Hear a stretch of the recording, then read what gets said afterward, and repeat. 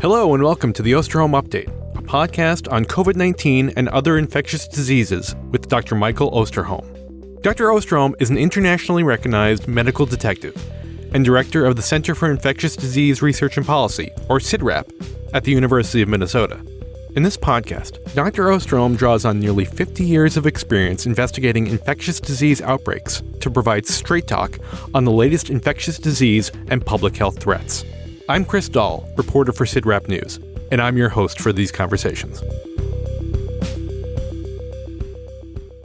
Welcome back, everyone, to another episode of the Osterholm Update podcast. And Happy New Year to everyone in the podcast family. As we begin this new year, we face an infectious disease landscape that is both familiar and unknown. We know that COVID-19 is still with us, that we will likely see peaks and valleys in infections throughout the year, and that new variants and waning immunity will continue to be challenges. But could the virus evolve in ways that surprise us?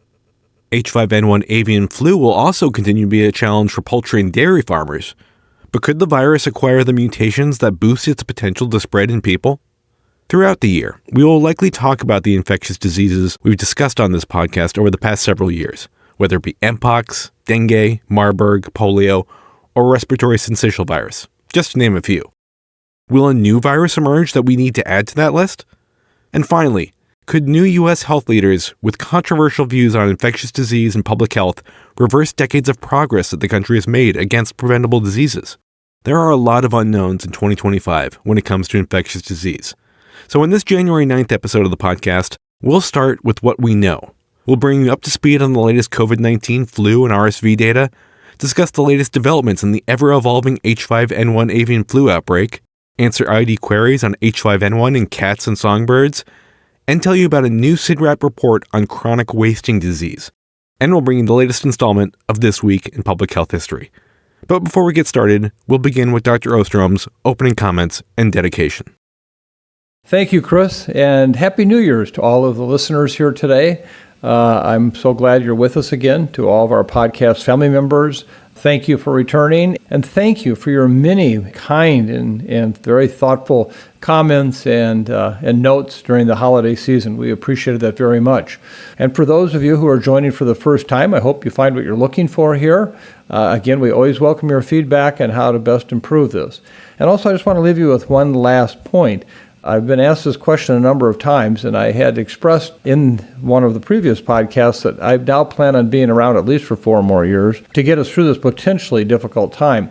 And nothing has changed that. So I'm hoping that that's acceptable to all of you. I promise to put my heart and soul into this for at least the next 4 years and see where we go from there.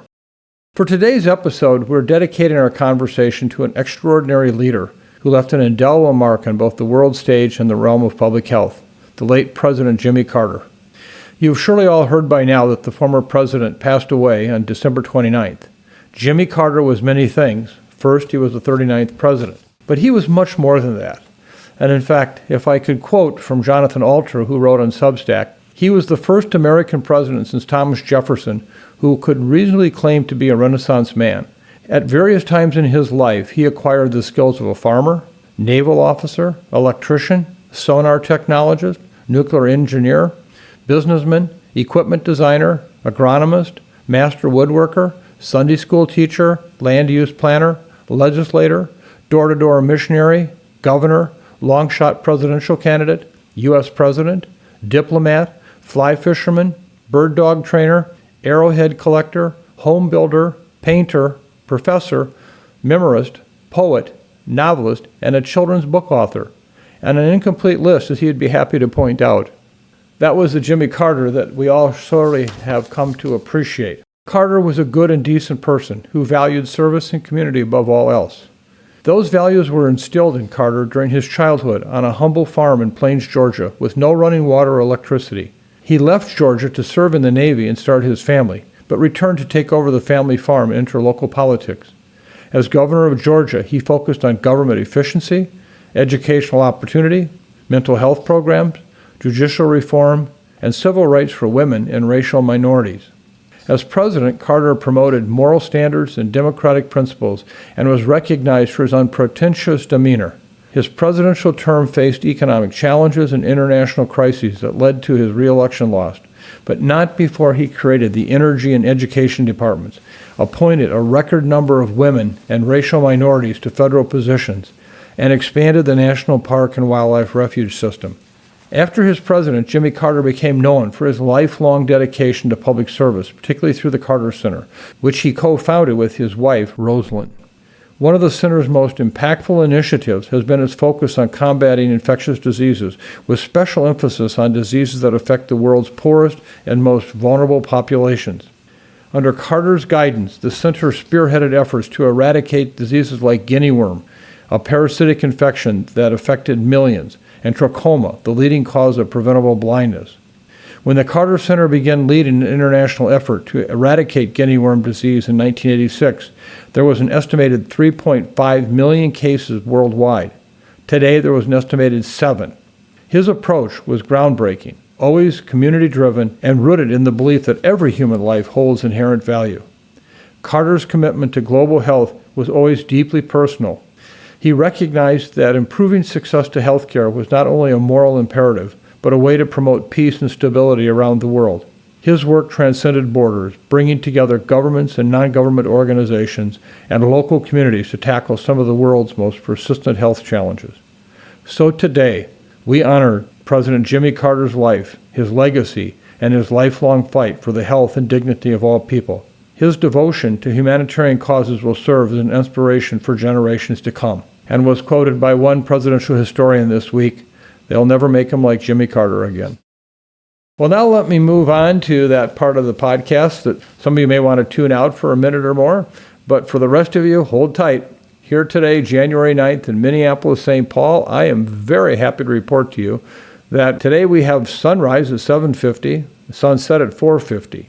That's 9 hours and 53 seconds of sunlight. We've gained 19 minutes of sunlight since December 21st. And tomorrow actually is the first day that the mornings start getting shorter again. Not 7:50, but tomorrow it'll be at 7:49 sunrise. And so we'll begin to see the numbers really improving from a sunlight standpoint. To our dear friends in Auckland, New Zealand, at the Occidental Belgian Beer House on Vulcan Lane, and again to all the people who have recently submitted pictures or messages to us from the Belgian Beer House in New Zealand, we welcome hearing from you. Today, your sunrise is at 6:12 a.m., your sunset at 8:43 p.m. That's 14 hours, 31 minutes, and 25 seconds of sunlight. But you did lose a minute and 2 seconds of sunlight today. But you're still enjoying the very, very bright, warm days of your summer, and we're happy for you. Just know we're coming there too. And Mike, I, for one, am looking forward to those lighter early mornings.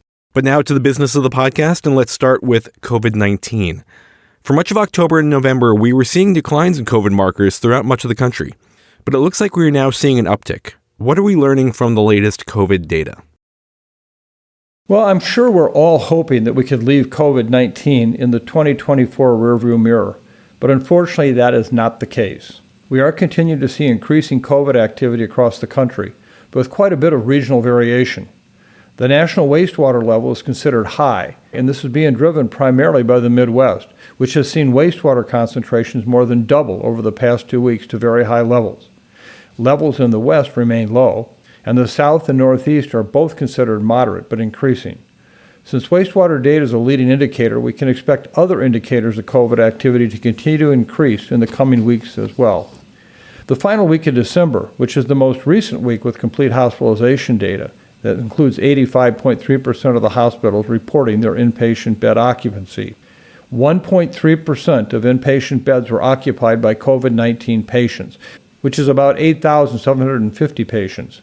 This is much higher, 40% more, than the 6,220 patients we reported during our last episode on December 19th.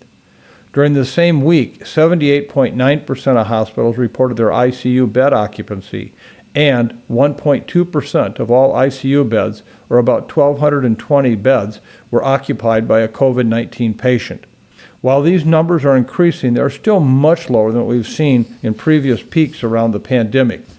Notably, in January of 2021, we had 130,000 hospitalizations. In January of 2022, we had 155,000 hospitalizations. So again, we're in a much better place with 6,220 hospitalized patients. But nonetheless, it's still a challenge. Along with this increasing inpatient hospitalization numbers, emergency room visits are also increasing. And we're now seeing COVID accounting for 1.2% of all ED visits in the last week. And I'm sure this will continue to increase as long as we're seeing increasing COVID activity. Weekly deaths continue to decline, but remember, they are a lagging indicator that is also a month behind in reporting because it takes time to complete and analyze death records. That being said, the most recent week with complete death data is the week ending December 7th. During that week, we lost 432 Americans to COVID-19. Our grandpas, our grandmas, our moms and our dads, our brothers and our sisters, and unfortunately in some instances, even our children.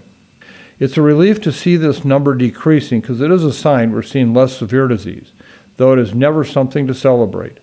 We'll keep an eye on these metrics as always, and be sure to keep you updated, especially in the Midwest, where wastewater levels are nearing the levels seen in July 2022.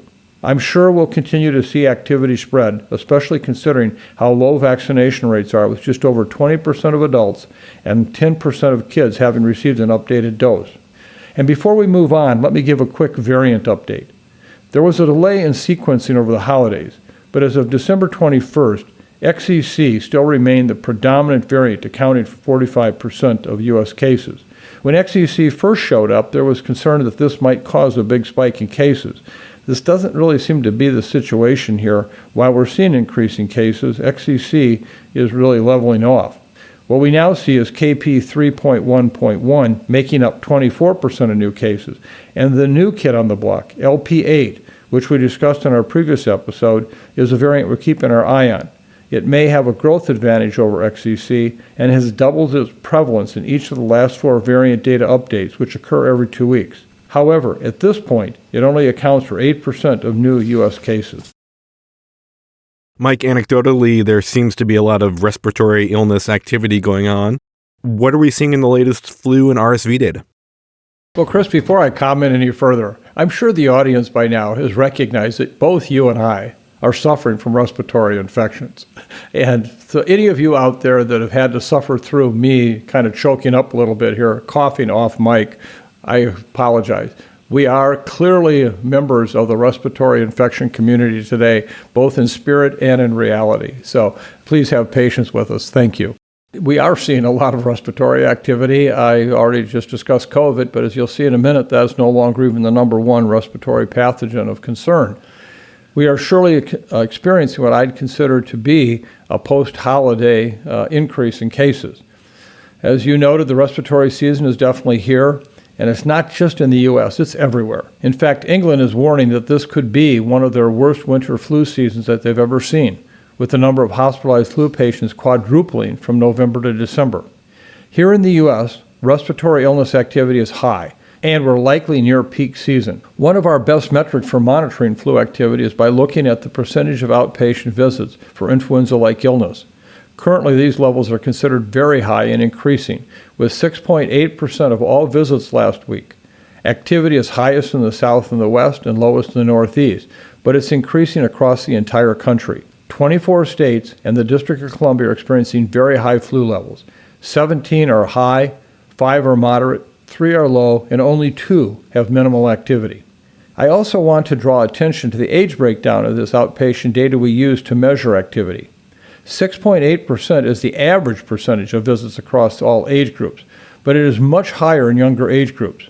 The percentage of visits for influenza-like illness last week are as follows: 16.5% for 0 to 4-year-olds, 10% for those 5 to 24-year-olds, 5.5% for those 25 to 49, 4.1% for those 50 to 64, and only 2.9% for those over 65.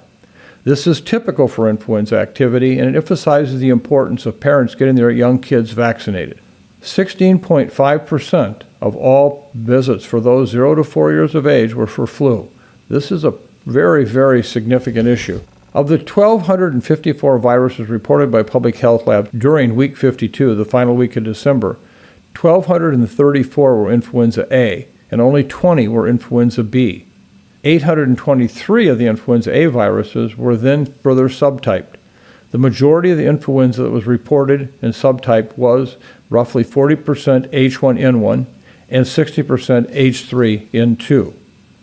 According to the CDC flu surveillance report for the week ending December 28th, there were over 26,000 patients admitted to the hospitals with influenza that week, an increase of 77% compared to the previous week.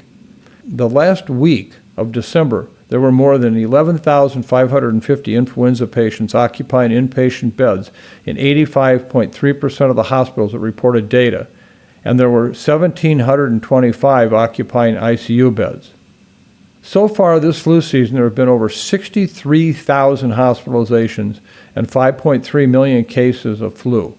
Unfortunately, there were 2 additional pediatric deaths associated with seasonal flu last week, sadly bringing the total to 11 pediatric deaths this season, and 2,700 flu deaths in total. Ultimately, influenza activity is trending similar to the 2019-2020 season, which peaked around the new year. So hopefully we can reach the peak here shortly, and activity will start to decline.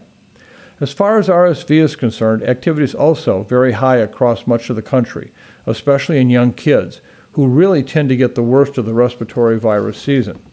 But hospitalizations are also elevated in older adults. The last week of December, there were 6,125 RSV patients occupying inpatient beds, up from 3,400 during our last episode. That is double the number we had just 3 weeks ago. Emergency department visits are also increasing, with the highest ED visit percentages due to RSV being in the South and the highest RSV hospitalization rates being in the Northeast. Increasingly, RSV wastewater activity is considered moderate, and with wastewater data being a leading indicator of what is likely to come, that could hopefully be a sign that we may see some relief soon. This would be consistent with previous years' peak timing, which varies by region, but ranges from late December to mid-January. So let me just tie this all back together. For most of the last several years, COVID has led the way in terms of hospitalizations, whether it be in the winter season, summer, fall, whatever. Well, if you look at where we're at today, let me just summarize. For flu, there is approximately 11,550 people hospitalized, 11,550. For COVID, it's 8,750. And for RSV, it's 6,125. So flu has surely taken on the lion's share of activity, with almost 45% of all respiratory illness-related hospitalizations being due to flu. This is 26,425 people currently hospitalized relative to these 3 pathogens. That's a significant situation, and we're all hoping to get through this season soon. One last comment about vaccine. I wish I could say, go get your vaccine dose. I surely wouldn't tell you not to, but we likely missed the train here. You should have had these in place at least 3 to 4 weeks ago. And unfortunately now, not likely that it's going to have a great impact as the season hopefully begins to wind down in the next several weeks. Now to H5N1, topic that continued to be a major national media story over the holidays. On December 18th, you had California Governor Gavin Newsom declaring a statewide emergency due to bird flu. Meanwhile, the CDC continues to state that bird flu is low risk to the public. And we're seeing a number of public health officials critical of the federal response, suggesting this virus could result in an influenza pandemic any day. Meanwhile, we're now going on 10 months since H5N1 virus was first found in Texas cattle, and the number of new herds infected seems to go up in number almost every day. Mike, what should our listeners believe? Is this situation an emergency, or is the new reality that we have an ongoing dairy cattle infections but low risk to humans? Well, Chris, I'll throw a monkey wrench in this and say they're both right, both California and CDC. But let me explain. I'm going to take a few minutes to cover some background information on influenza that I think seems to be missing from a lot of these discussions. Remember that influenza A viruses can be characterized by their hemagglutinin and neuraminidase antigens. The hemagglutinin, which there are 18 of them, is the lock and key to get inside the cell. So that has to match up into the human cell in order to penetrate. The neuraminidase, which there are 11, to me, I've always thought of them as the hand grenade of the virus. They're the part of the virus that blows up the cell wall once the virus is being made inside that cell so the virus can escape. And it's that combination of H and N that we've always talked about. If you look at the historic perspective of the last 100+ years, we have had a series of pandemics, which is when a new avian virus, a virus that has not previously been found in humans, or at least no evidence of person-to-person transmission, changes sufficiently through either reassortment, mixing of two viruses together to create a third, or mutational changes, come along. We have no population-based immunity, or at least limited population-based immunity. It's now transmitted person to person. Waloo, you've got yourself a pandemic. If you look at H1 virus, we know that was responsible for the 1918 pandemic in retrospect. We didn't have the ability to isolate viruses at the time, but subsequent studies showed it to be 1918.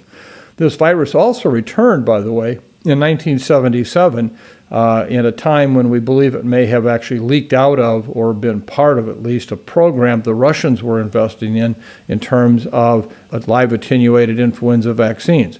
This was, in a sense, the old 1918 virus that had been around but disappeared back in 1957. And then, of course, we had the 2009 H5N1 pandemic, where we already had a pre-existing H5N1 circulating, and then a new one, a very different one, emerged out of the swine operations of central Mexico. That's the current H5N1 that we're living with today. In 1957, H2N2 showed up, which then replaced the original H5N1. That stuck around from 1957 to 1968, and then in 1968, H3N2 showed up. That replaced H2N2, and since 1968, we've been dealing with H3N2, and of course, H5N1.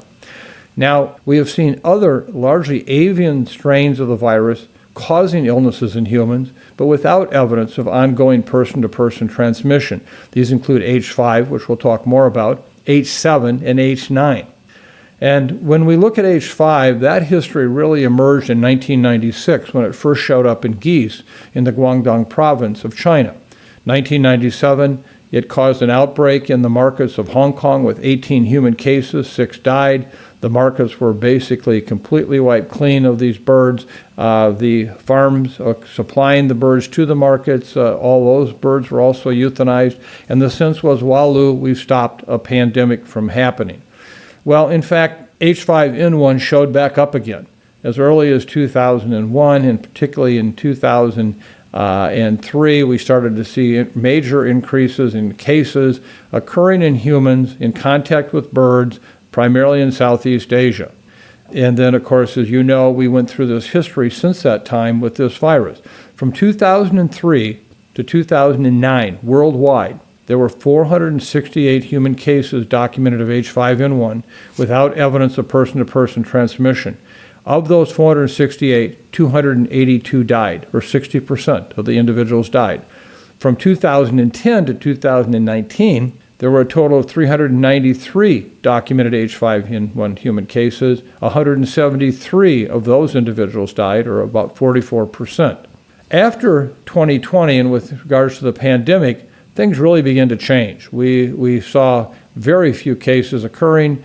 We didn't really, at this point, think of H5N1 much at all in terms of humans.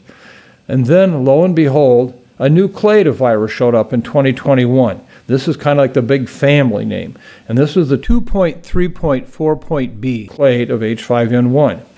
In the short order, we saw widespread infection spread through bird populations around the world. From there, it got into a number of different mammal species. If you look at what the sampling has been done here in this country, the U.S. Department of Agriculture, as well as the Department of Interior, have worked on this issue and have determined there have been over 1,100 isolates out of wild birds, and of course the 917 dairy herds, and at least 130 million poultry in the United States have succumbed to H5N1. The concern had been all along in 2021 that this might spill over into humans. We saw very little evidence of that until we actually saw the first activity around the beginning of 2024 with the dairy cattle throughout the country, and then, of course, we continued to see poultry outbreaks happening then. And Now, this week, as you know, we have had a death in human here in the United States, an individual in Louisiana who was over age 65, who actually had underlying health conditions and died from their H5N1 infection. I can tell you over the course of the last several days, I've had all kinds of calls from the media thinking, is this it? Does this mean it's now going to happen? Remember, I just shared with you all the deaths that have occurred with H5N1 to date. This one death does not tell me anything about what the risk is of this virus becoming a person-to-person transmitted virus, nor does the serious illness that occurred in the adolescent female in British Columbia, who also had as underlying risk factors obesity and asthma.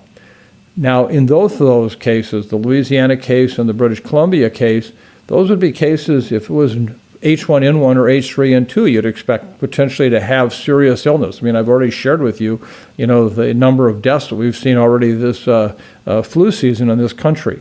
So I don't want to minimize these cases, but they do not make the case for the fact that this is now changing into a different virus.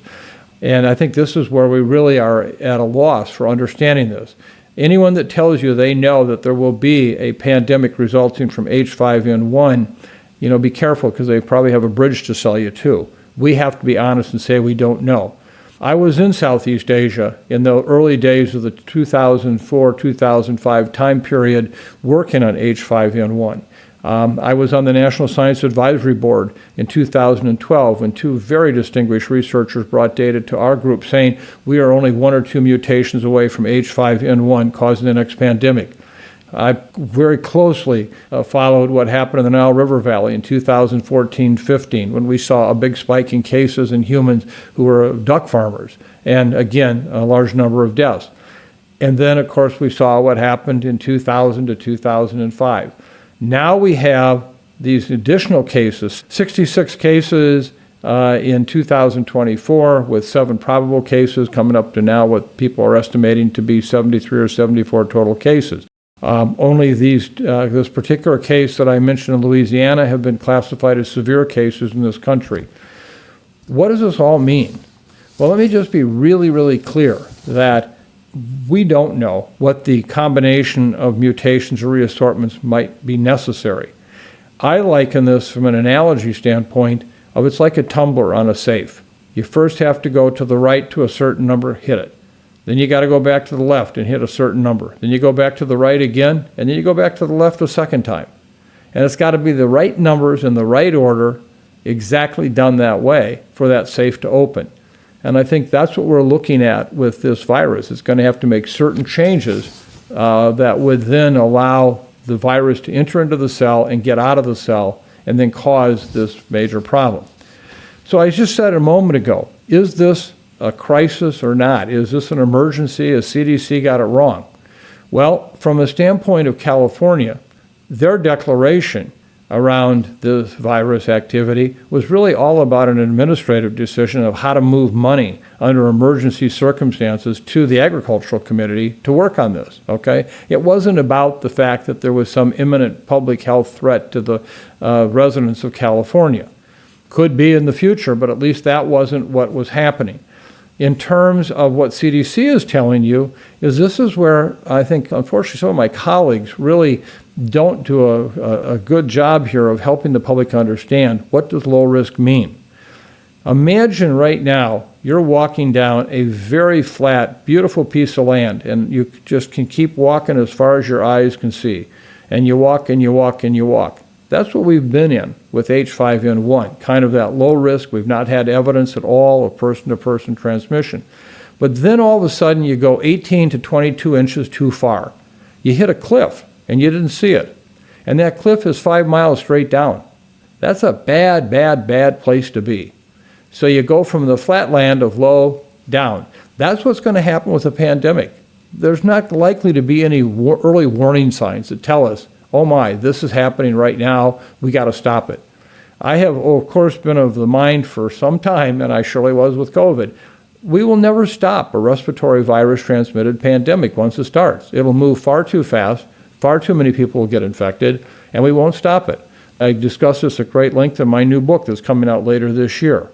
So at this point, I can only say that if I look at what's happening in the animal population, in the dairy cattle, which is, in addition to the clade, also the genomics data showing it's a B313, which at this point has not caused serious illness in humans, nor have we seen it transmitting person to person. Now, the poultry virus, the D1.1 and D1.2, that particular virus, I think maybe has more potential. It could possibly acquire more activity to become the next pandemic strain. But we don't have any clue that that is actually what's going to happen. You know, I said to some people back last May when we saw what was happening, don't be surprised if we don't see human transmission, at least person to person, from this virus. I've been here too many times with the H5N1 data.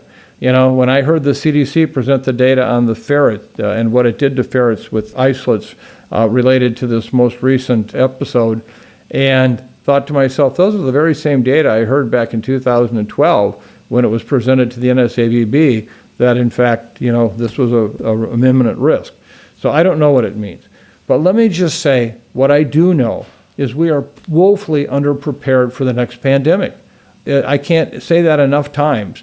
And so I don't want people to think that I don't think that this is an urgent crisis.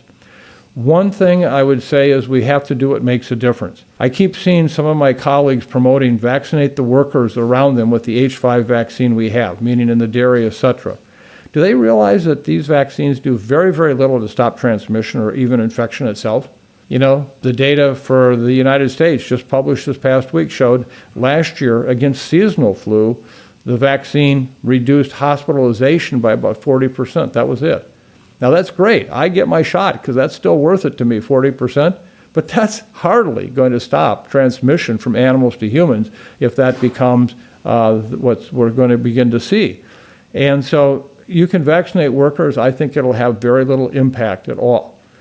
Also, more testing. Well, you know, we are testing those at highest risk. Those are in the interface with these birds.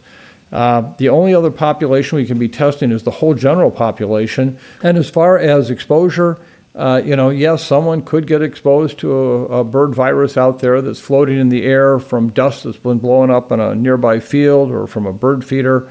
But in fact, we're testing who we should be testing right now, I believe. And would I want to expand it more? Possibly some. But it's not the same as what was happening with COVID. And when I see some of the public health voices out there saying, well, remember COVID, we didn't do enough testing. This is a totally different situation. Back then, we didn't know anything about this virus. We didn't know where it was going. We know a lot more about this virus here. So at this point, I would just say that the challenge we have is we have a vaccine for this virus that has made in 2022 H5N1. We don't know that this vaccine will actually be effective against this virus. CDC hinted in the statement they made about the patient from Louisiana that, in fact, the virus that was seen there was closer to a candidate virus, meaning one that had already been considered for vaccine but had had no production whatsoever. Well, why is that important? Because right now in this world, we have the capacity to only make 6.8 billion doses of vaccine a year. 6.8 billion. And in that first year of the pandemic, we wouldn't see vaccine for the first 6 months. If you look at the 6.8 billion doses of vaccine, remember it's a 2-dose vaccine. That means less than 2 billion people would have access to that vaccine in the first, 6 to 18 months of the pandemic. And what would happen to the rest of the world? We need to do so much more to improve on our vaccine work. And we will provide a link to you on our website for the influenza vaccine roadmap work that we're doing, trying to track where new vaccine research is at and what's available and how can we look at future vaccines. But right now, we're a long ways off from more effective vaccines. First of all, my message continues to be we need to stop H5N1 transmission in dairy cattle because of the potential for reassortment, where we could have a human virus and a bird virus in the same udder and reassort. No question about that. And the USDA has really been challenged to provide us with the leadership we need in that area. We need to fast forward overall research and development around flu and coronavirus vaccines. We need to build manufacturing capacity that may sit idle sometimes. But in fact, during a pandemic, we need it now. We need to look at mRNA vaccines. Will they, in fact, be an answer that could help with the flu vaccine shortage, both in terms of the actual level of protection, but also will the public accept it? So I think that I just want to come back and say, yes, this case that just occurred is something we should be, concerned about. But just remember, today, 11,550 people are hospitalized in this country with seasonal flu. 2,700 have already died, including 11 pediatric cases. That's a focus we can't forget. But we also have to be much, much better prepared for the next pandemic, and we're not. And whether it'll be H5N1 or not, I don't know. I don't know that. But it surely could be. But right now, nothing I see tells me that that is what's going to be the imminent threat today, tomorrow, or next week. So I hope this is helpful. I'm sure some will disagree with me vehemently of the statements I've made. I've been living flu for 30 years, been working it hard, and I have to acknowledge to you, I probably know less about flu today than I did 10 years ago. But I think having learned what I have learned, I also have this great respect for this virus, and you can expect it to do the unexpected or maybe do nothing at all. We just don't know. That brings us to our ID query. And this week we have two H5N1 related questions. The first is from our listener identified as L, who asks, could domestic cats become a vector for this virus to spread to other mammals, including humans? Then we received this email from Wendy, who wrote, I just finished listening to the latest podcast in which you spoke about H5N1 in the wild bird population. I ask that you be specific about which birds are implicated in the spread of this disease. As I understand it, it is spread almost exclusively by waterfowl, not by songbirds, birds of prey, or any other type of bird. Birds are the one type of wildlife that we see on a daily basis, and an estimated one-third of Americans identify themselves as bird watchers. 57 million Americans actively feed birds, but many are concerned about doing so for fear of spreading or catching bird flu. This fear is unwarranted, but sustained by speaking in general terms of bird flu in the wild bird population. So, Mike, let's start with that second question and talk about H5N1 in the wild bird population. Well, first of all, I want to thank Wendy for her very thoughtful comment. It was a very important one, and I look forward to adding some clarification to that issue. Let me just start out by saying, with the ever-changing landscape of what we know about this virus, I can only address these topics with currently available information and without necessarily having what I would consider to be a good definitive answer. As I just said in the previous question and answer, I always say I know less about flu now than I did 5, 10, 20 years ago, and I'm afraid that's the case here. But let me just back up and first of all support the point that Wendy made about the predominant bird species involved are migratory waterfowl or poultry. And that has continued to be the case. However, there has been in number of species of passerine birds, the songbirds, 23 of them to date, where the virus has been isolated from them and they in fact had died.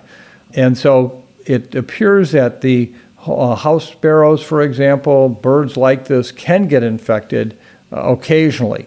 And what role they play in potentially transmitting this virus to humans or other animals, birds, etc., is unclear.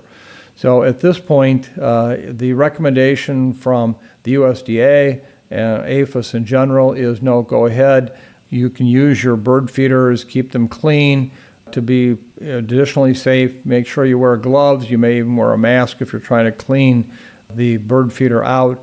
At this point, just know that passerine or the songbirds are going to be a low-risk situation. Clearly, the category of ducks, geese, swans, shorebirds, they will continue to be the dominant source of virus being spread around by birds. And we're seeing that right now. We've had major outbreaks on the East Coast and the Midwest. These are all occurring in poultry operations that are still coming in contact with migratory birds. People say, well, wait, migratory birds is so late in the season. We have many locations in this country that because of warm water activities, meaning either industrial related, agricultural farm ponds from dairy operations that are still wide open, or rivers or lake areas that may be open where we're still seeing these birds existing. They won't migrate if they have open water. And so from that perspective, we're still seeing that activity. To answer your question, Wendy, yes, passerine birds have been infected, but at a much, much lower rate than we see with the migratory waterfowl. And all I can say is that I think if you had your bird feeder and cleaned it as we just discussed, that would put you at very low risk. Now, as far as the cats, let me just remind you that felines have been involved with H5N1 dating back to the early 2003-2004 time period in Asia. The Bengal tigers at several different zoo locations in Thailand were heavily impacted, with a number that died in 2003 and 4 after they had been fed culled poultry from flocks that had H5N1 infection, thinking that that would not be transmitted on to the cats. And then there was some additional evidence that, in fact, the cats transmitted to each other. For some of them had never had these culled poultry, and they too got infected. And almost universally, in every case, it was fatal. Well, we've continued to see that with cats, domestic cats. We've seen it with the big cats. Just in the last few weeks, additional cat deaths have been reported at zoos and so forth. So just know that the virus can be transmitted from feline to feline. But we have at this point no evidence that we've seen transmission from an infected feline to a human. Whether that will continue, I don't know. But at this point, I would have to say that I don't think this is a high-risk situation for humans. But anyone who is a cat lover and you have your pet cat, you recognize just how difficult this situation is in terms of the risk of your cat picking up H5N1. Now on to some other infectious disease news. This week, CIDRAP published a new report on chronic wasting disease, or CWD. Mike, CWD is a disease that you've been concerned about for many years. Can you remind our listeners what CWD is, why CIDRAP is focusing on it, and what the main takeaways are from this report? Well, Chris, you're right. Chronic wasting disease, or CWD, has been a concern of mine for some time, but I guess most of the public are not familiar with it. CWD affects members of the cervid family, which includes deer, elk, and moose, and is distributed across free-ranging cervid populations now in 35 U.S. states, 4 Canadian provinces, Norway, Finland, Sweden, and South Korea. It's caused by a unique infectious agent called a prion, which is that misfolded form of normal protein that can set off a domino effect of more and more misfolding. Unfortunately, the immune system can't do much about these prions, and eventually they aggregate and migrate to the central nervous system. The accumulation of prions in the brain causes spongiform encephalopathy, leading to a neurodegenerative symptoms that worsen until the infected animal eventually dies. CWD is a major concern to the hunting community, both for their interest in the health of deer and elk populations, as well as concerns that consuming venison from CWD-positive animals may result in a spillover incident that could infect humans. While there is no direct evidence of human transmission of CWD to humans to date, the concern stems from parallels to bovine spongiform encephalopathy, or BSE. Some listeners may remember BSE as mad cow disease, which was a prion disease that led to a massive fallout in the UK cattle herds in the 1980s. Years later, a cohort of young people began developing highly unusual neurodegenerative conditions, which were then linked to the consumption of food products with sick cows. Mad cow had far-reaching impacts on livestock agriculture. Are we prepared to face those challenges again if CWD were to transmit to a human or to a production animal? The answer to that question is a resounding no, which is why CIDRAP set out to complete our spillover preparedness work. This involved working with 67 of the world's leading experts in human health, cervid and production animal health, in prion biology and disease diagnostics, carcass and contaminated item disposal, and wildlife health and management. These multidisciplinary experts participated in a total of 25 different meetings over the past year and a half to discuss the current state of CWD management and science, as well as gaps in research and readiness to respond to a spillover case. Just yesterday, January 8th, we released a report that summarizes the critical findings from these 25 meetings. The report, entitled Chronic Wasting Disease Spillover Preparedness and Response, Charting an Uncertain Future, is an in-depth characterization of what is known and unknown about the disease, the threat of a spillover, and the requirements of a spillover response. Most importantly, the report includes 9 recommendations aimed at improving human and animal health agencies' capacity to respond to a spillover event. Examples include securing dedicated multi-year CWD funding for research and management, strengthening work partnerships among wildlife managers, agricultural experts, neurologists, the basic research community, and human health providers. More robust outreach to improve surveillance and prion disease reporting by primary care physicians, estimating carcass disposal capacity needs, and expanding and standardizing CWD disease surveillance. You can find the report on our website, and we have a link in the show notes, so you'll be able to get right to it. This is truly one of those other conditions where, will it ever happen? I don't know. Could it happen? Absolutely. If it does, oh my, this could be a major, major challenge. Finally, Mike, I'm sure some of our listeners want to know what's going on with President-elect Trump's nominees for various health leadership positions. We talked a lot about this in the episodes leading up to the holiday. Is there anything you want to say on that topic? Well, first of all, I just want to reassure everyone we are still very much on top of this. And as I promised you right after the election, we will stay connected. This has been a somewhat quiet period, in the sense that we still really haven't seen any of the appointments for those positions at the second, third, and fourth levels of agencies. Everyone is still focused on the actual secretary for that given agency, such as Robert F. Kennedy Jr. for Health and Human Services. We do know now, as we talked about in a previous podcast, who the nominees are for Director of CDC, the NIH, the FDA, etc. And we'll continue to stay on top of that.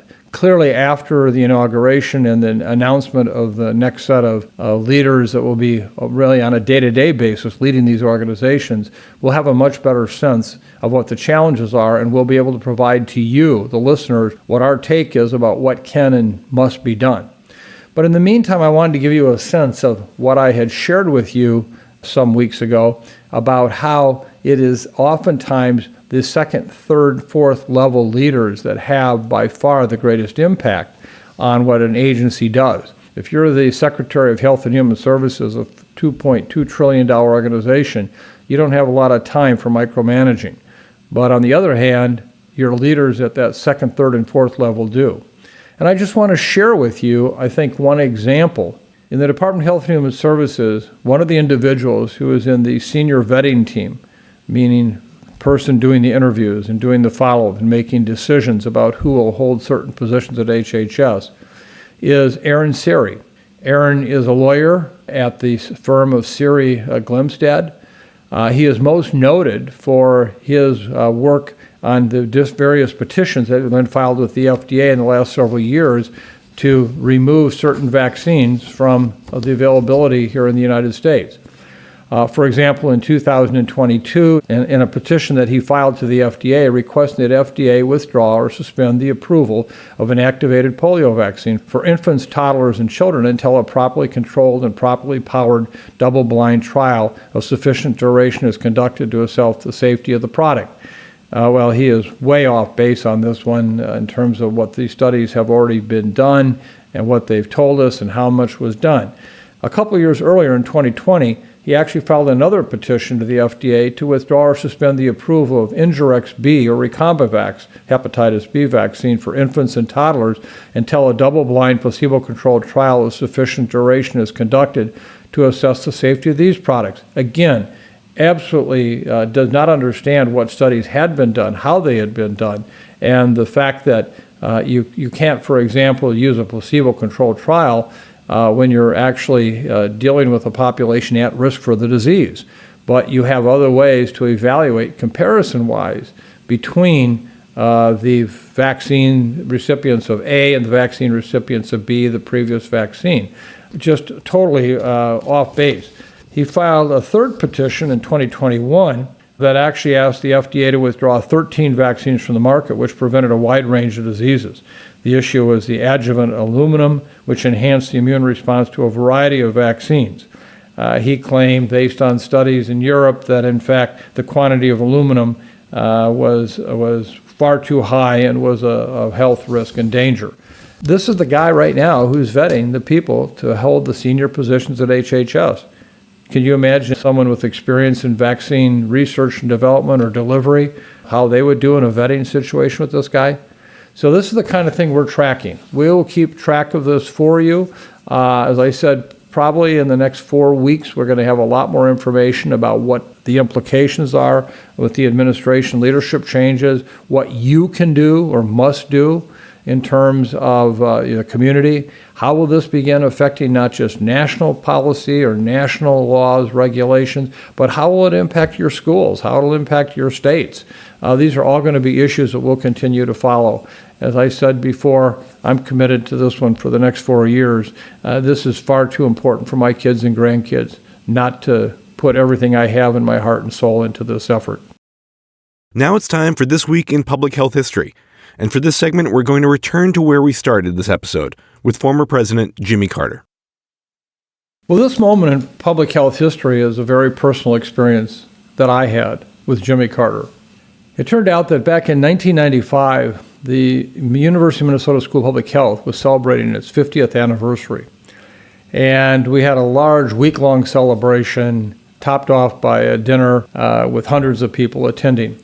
And I was one of the co-chairs of this particular event, along with the former Commissioner of Health at the Minnesota Department of Health, Sister Madonna Ashton.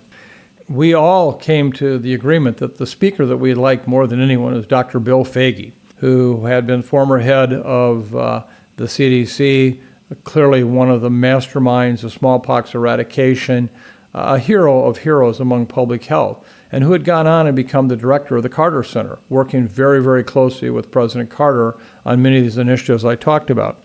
So I contacted Bill, secured his services months in advance, and we were all very excited about having him there. If you've never heard Bill speak before, you've missed a piece of art. He is an amazing speaker. Well, about 5 days before the event, I get a call from Dr. Foege telling me that he could not attend the event because that, in fact, President Carter had just basically bartered a peace agreement, temporary ceasefire in the Sudan, to actually deliver at that time vaccines for children and guinea worm-related treatments, and that he was being charged by President Carter to go to the South Sudan and actually oversee this particular truce. And, so here we are, big speaker.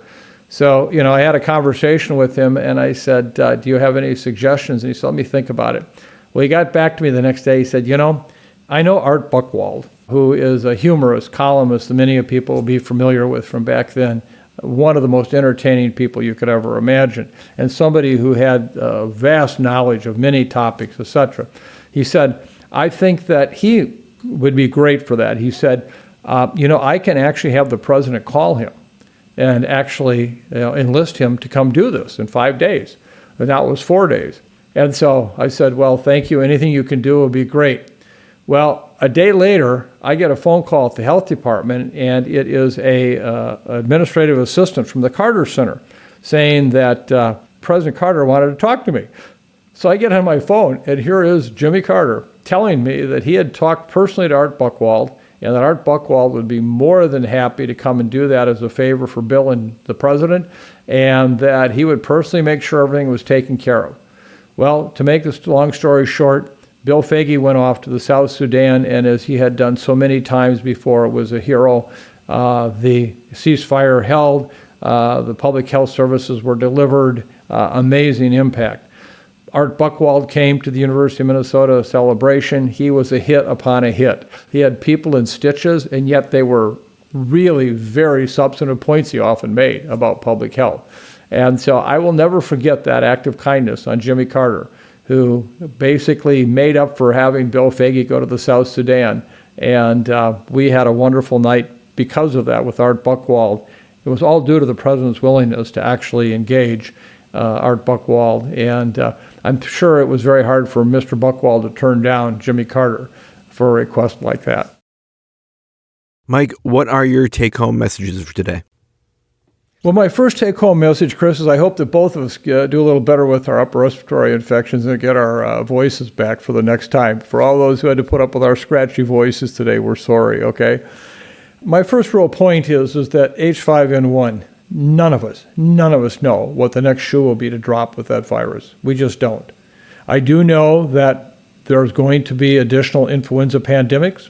They could be horrible. We're not prepared for them as we need to be. We've learned very few lessons from the COVID pandemic. And for now, we need to do much more with H5N1 just to keep reassortment from occurring in some cow's udder, on some dairy operation in this country. And from that perspective, the USDA has to continue to step it up. Step it up. We cannot continue to have this ongoing transmission. The next couple of weeks will be surely an increased time for upper respiratory infections. We know that. If you are someone who is older, who has underlying health conditions, please avoid sick people if you can. And if you are someone who is sick and you have an older family member or someone with underlying health conditions, be considerate. Don't go. I know this has been hard this holiday season, but we've had multiple occasions where individuals, they felt like they had to go to a family event, whatever, and then lo and behold, an outbreak occurs. And finally, the message I just want to leave with you, we are still all over this issue of what's going to happen with the new administration and public health. We will keep you informed. Again, we're kind of in a quiet period because we don't really know what the policies are going to be, who the leaders are going to be in those policy-related positions that can make policies change. But as soon as we get that information, we will share it with you, and we will come up with ideas about how we can become engaged and what we can do about it, whether it's at your local school board meeting or whether it's petitioning on a national level. And what is your closing song for today? Well, for all of us who have ever known of Jimmy Carter, we know of his love and that of his wife, Rosalind, for the Habitat for Humanity program.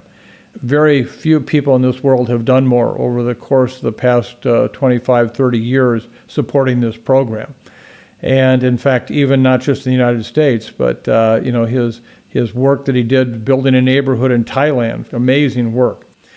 Well, there was a book published on October 13th of 2009, of which it actually had President Carter's compelling anecdotes in this book. It's a joy to read. And the title of the book is If I Had a Hammer, Building Homes and Hope with Habitat for Humanity.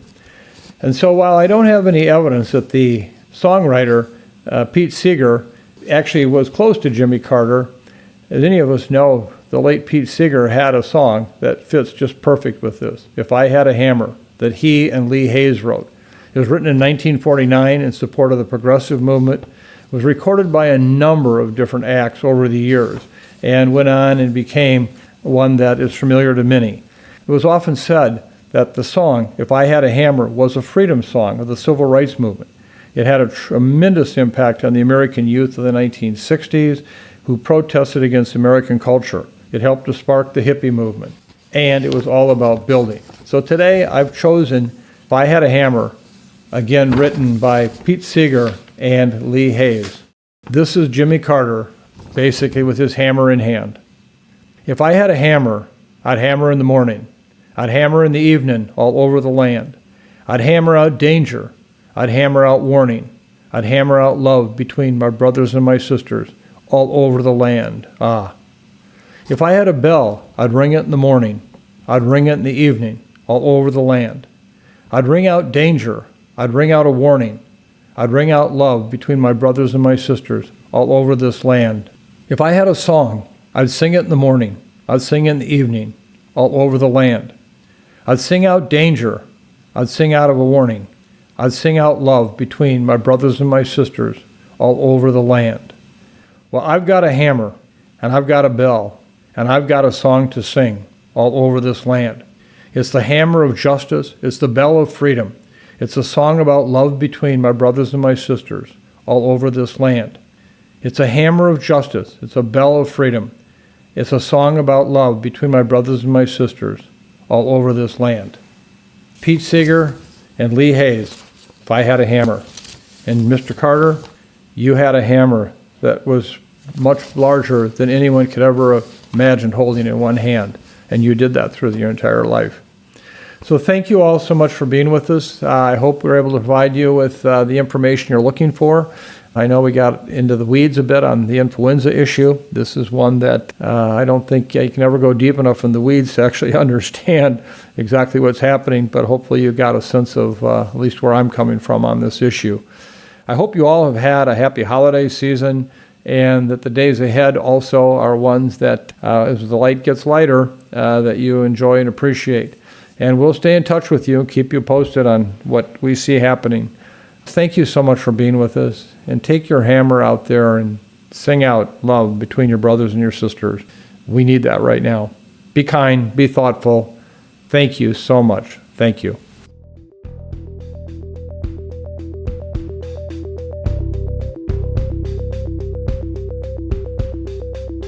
Thanks for listening to the latest episode of the Osterholm Update. If you enjoy the podcast, please subscribe, rate, and review wherever you get your podcasts.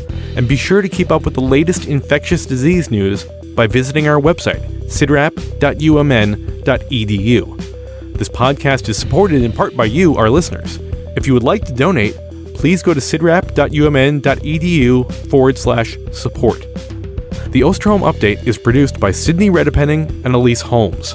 Our researchers are Corey Anderson, Angela Ulrich, Meredith Arpey, Claire Stoddart, and Leah Moat.